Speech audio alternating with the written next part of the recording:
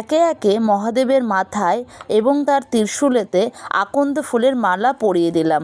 এই মন্দিরেতে যেহেতু ব্রাহ্মণ নেই, তাই আমার দিদি যা বলছে আমি সেই অনুযায়ী পুজো করছি। আচ্ছা, তোমাদের আরেকটা কথা বলি, জানো তো এই মহাদেবের উৎসই হলো আমার ইউটিউব চ্যানেল খোলা। আমার আরেকটা চ্যানেল ছিল, যেই চ্যানেলে আমি প্রথম ভিডিওটা এই মহাদেবের নামেই ছেড়েছিলাম। হ্যাঁ, সেই প্রথম আমার শিবরাত্রি সেই চ্যানেলেই ছেড়েছিলাম। ওই চ্যানেলটি গ্রো করেনি বলে আমি এই নতুন চ্যানেলটি খুলেছি, যার নাম ইউর সোনা, যেটা তোমরা দেখতে পারছো।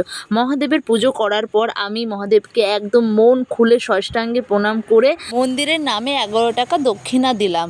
আর এদিকে সবাই ঠাকুরের সিঁদুর পরানো হচ্ছে, আমিও আবার একটু পিঙ্কিকে সিঁদুর একটু স্টাইলভাবে সিঁদুর পরিয়ে দিলাম। আর তোমরা কমেন্টে হর হর মহাদেব লিখতে ভুলো না যেন।